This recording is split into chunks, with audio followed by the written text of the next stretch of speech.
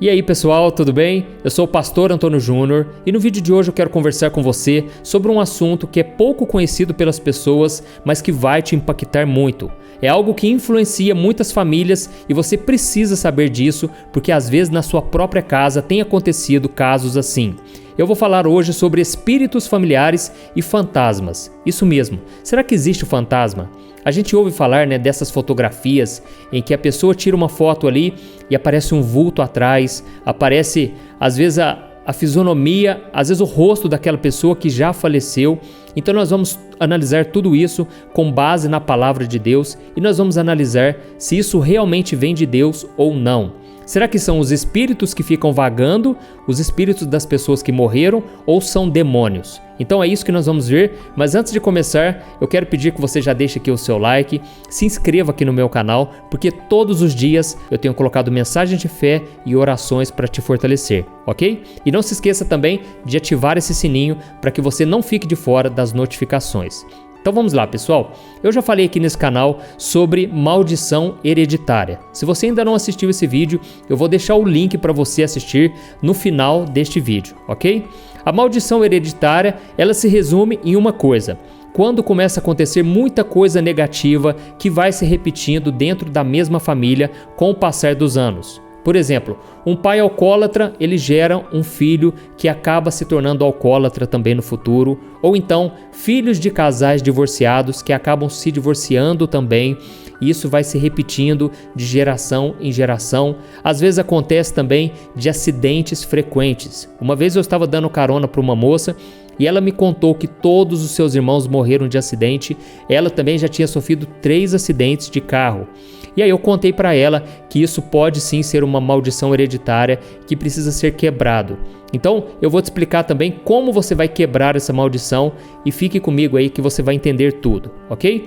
Mas vamos lá, pessoal, onde que entra essa questão dos espíritos familiares? Bem, antes de nós irmos para o texto bíblico, eu quero te mostrar a seguinte situação para você entender o que eu estou falando.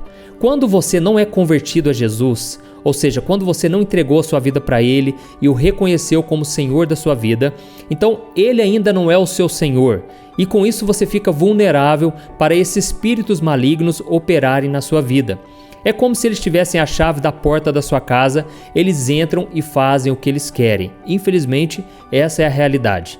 E eles dominam então os seus pensamentos de tal maneira, se você deixar, que eles fazem com que você obedeça a sua voz. E é por isso que tem tanta gente que se arrepende hoje de atitudes que tomaram, porque naquele momento o inimigo influenciou a pessoa. Inclusive, o inimigo chega a convencer as pessoas a tirar a própria vida, as pessoas a serem violentas. Então nós precisamos vigiar o tempo todo. Mas na hora que a pessoa entrega a sua vida para Jesus e o recebe como Senhor e Salvador, então naquele momento Jesus toma as chaves nas mãos dele e ele passa a conduzir a sua vida.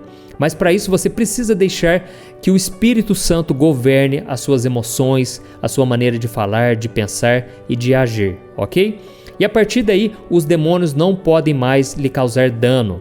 A Bíblia diz que aquele que é nascido de Deus, aquele que nasceu de novo, o maligno não o toca. Amém?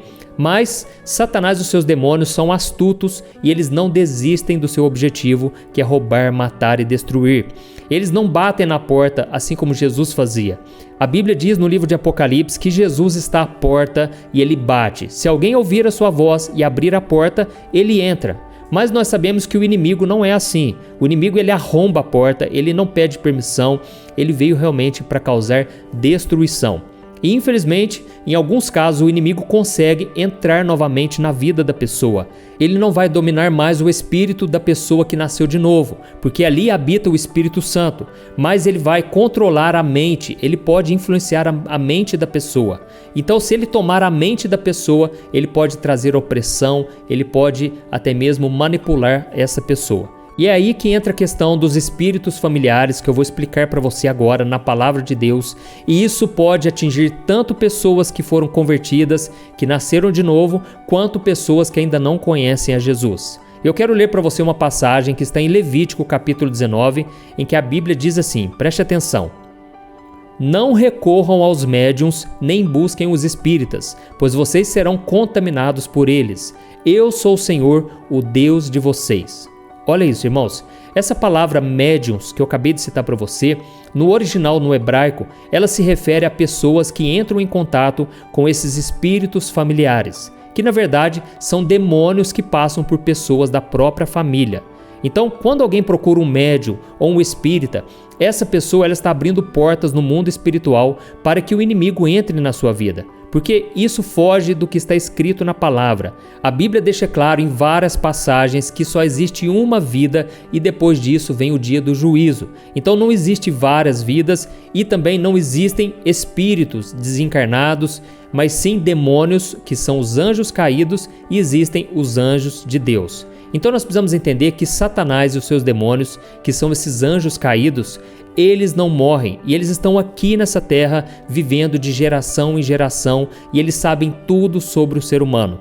E de acordo com a Bíblia, no mundo espiritual existem demônios que atuam em áreas maiores e outros que agem em áreas menores. Por exemplo, quando a Bíblia fala de principados, ela está falando de demônios que são como se fossem generais. Eles são aqueles que governam as nações, eles têm mais poder do que os outros, eles atuam de uma forma diferente. E depois disso vem as potestades, vem os dominadores deste mundo de trevas e as forças espirituais do mal. Isso está lá no livro de Efésios, capítulo 6, depois se você quiser ler na sua casa, ok?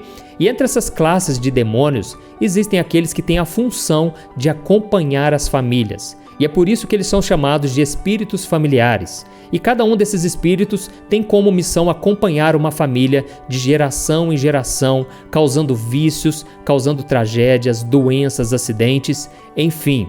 Eles sabem tudo sobre aquela família, eles sabem tudo o que acontece na vida de cada pessoa individualmente. Então ele sabe como a pessoa reage em cada situação, sabe o que aquela pessoa está fazendo de errado, sabe de algum trauma que aconteceu na infância, alguma situação que gerou ali uma ferida emocional. Eles sabem de tudo que está relacionado àquela pessoa. Enfim, se um espírito desse entra em algum médium, alguém que invoca os mortos, ele é capaz até mesmo de imitar a voz de um familiar que já morreu. Ele é capaz também de contar histórias que ninguém sabia, de escrever com detalhes, às vezes escrevendo com a letra de forma igual àquele familiar falecido. Tudo isso para enganar a pessoa da família que foi atrás daquele médium, toda fragilizada, para convencer essa pessoa de que quem está falando com ela realmente é a pessoa que morreu.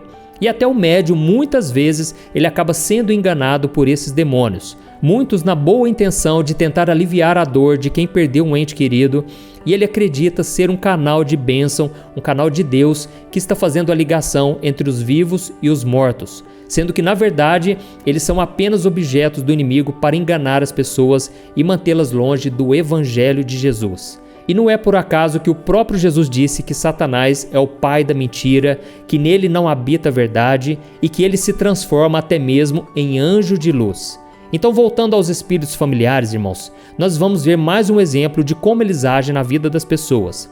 Eu conheço um caso de uma moça que ela traía muito o seu esposo há muitos anos atrás e ela não conseguia sair desse vício da prostituição. E aí ela teve uma filha e teve um filho. E esses dois, eles foram para o mesmo caminho, tiveram o casamento também destruído, e mesmo que eles não percebessem, isso tudo foi causado por causa desses espíritos familiares, desses demônios que ficam tentando perpetuar o pecado, trazendo sempre o mesmo pecado nas famílias. E sabe o que é mais triste dessa história? Todas essas pessoas conheciam a palavra de Deus. Na minha opinião, são pessoas de Deus, pessoas convertidas, mas que não vigiaram, deram brechas para o inimigo. Então nós precisamos parar de achar que só porque a pessoa entregou sua vida para Jesus, ela está imune de todos esses ataques satânicos. Não, a pessoa vai ser tentada a voltar à vida que ela tinha antes. E nós precisamos tomar muito cuidado porque o pecado traz consequências, tá certo?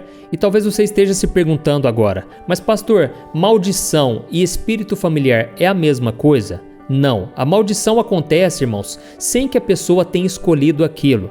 E como elas não conhecem a Cristo, elas não têm o que fazer, elas são vítimas do diabo. Já o espírito familiar, ele age na vida de qualquer pessoa que abrir a porta para ele agir. Por exemplo, a mãe e os filhos que eu acabei de contar para você, eles foram tentados pelo inimigo, mas eles tinham a opção de recusar, cair em tentação. Eles podiam muito bem buscar ao Senhor, se firmar mais na oração, não dar brechas, não dar espaço para o inimigo. Mas como eles resolveram ignorar a voz do Espírito Santo, eles caíram em pecado e, como consequência, eles colheram o fruto do divórcio, da destruição do lar. E um outro caso que acontece muito dentro das famílias é a questão do abuso sexual. Às vezes o avô passa para o pai passa para o filho, para o neto. E se você já passou por esse tipo de violência na sua infância, mas entregou a sua vida para Jesus, saiba de uma coisa muito importante. Você tem nas suas mãos a oportunidade de quebrar essa raiz maligna. Você tem a oportunidade de romper com as trevas, de não deixar que esse pecado ele passe de geração em geração. Em primeiro lugar, você tem que mudar de vida, você tem que dar o seu exemplo. Em segundo lugar, você tem que deixar para trás toda dor, toda mágoa. Você tem que apresentar isso em oração e perdoar se você foi abusado, se sofreu alguma coisa com você.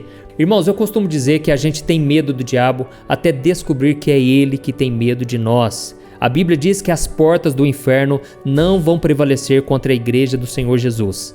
Por isso eu quero declarar na sua vida, meu irmão e minha irmã, você que tem sido vítima de um espírito familiar que atacou a vida dos seus pais, dos seus avós, eu declaro em nome de Jesus que você agora está liberto. Tome posse das promessas de Deus, creia que o Senhor já te perdoou. Se você pecou, se você fez alguma coisa errada, o sangue de Jesus, ele pode te perdoar, te purificar de toda maldade. Amém? E entenda de uma vez por todas isso. Você tem a autoridade de Jesus para repreender todos esses demônios que vêm contra a sua vida. Aí na sua casa, você tem que usar a autoridade. Você tem que abandonar as coisas do passado. Você não pode dar espaço para o inimigo. E para isso você precisa entregar sua vida para Jesus, porque é somente assim que o Espírito Santo vai habitar no seu coração. E aí você vai ter forças para derrotar Satanás e não voltar mais a ser escravo do pecado. Ok?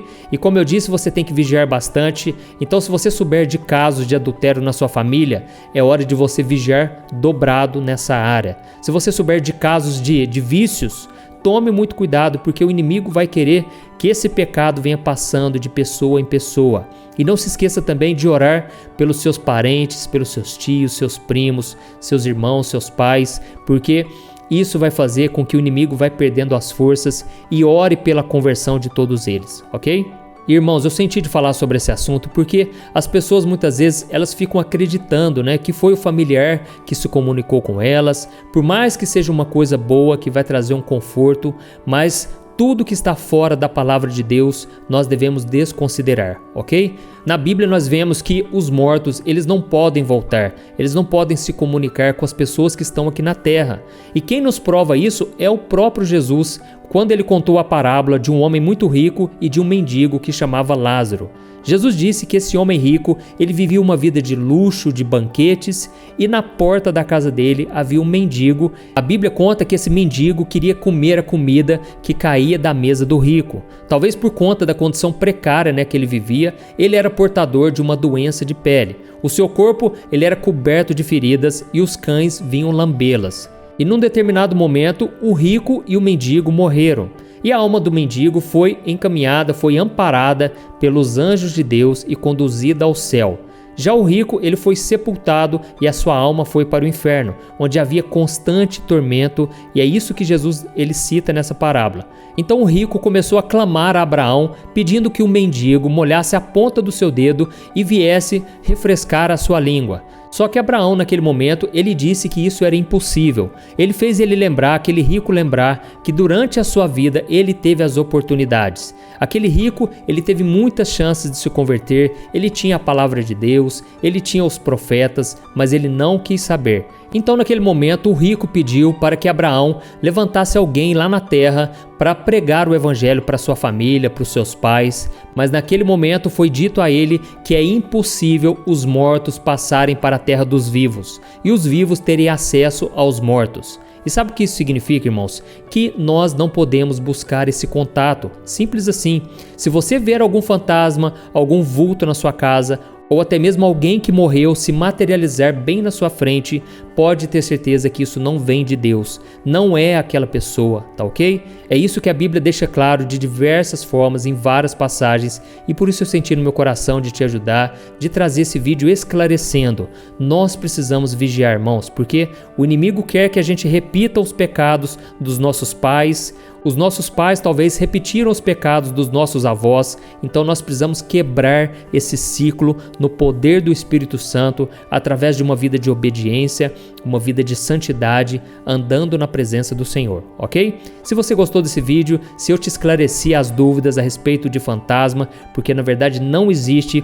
Isso na verdade são os anjos caídos, que na verdade são os demônios que ficam habitando nas regiões celestiais aqui nessa terra, e nós muitas vezes não podemos ver, mas nós sabemos que existe sim uma batalha espiritual para tentar nos afastar de Deus todos os dias. Então vamos vigiar cada vez mais e venha caminhar junto comigo aqui, porque todos os dias eu quero te fortalecer na caminhada com Deus, ok? E não se esqueça também de compartilhar esta mensagem e se inscreva aqui no meu canal. Deus abençoe, pessoal. Um grande abraço.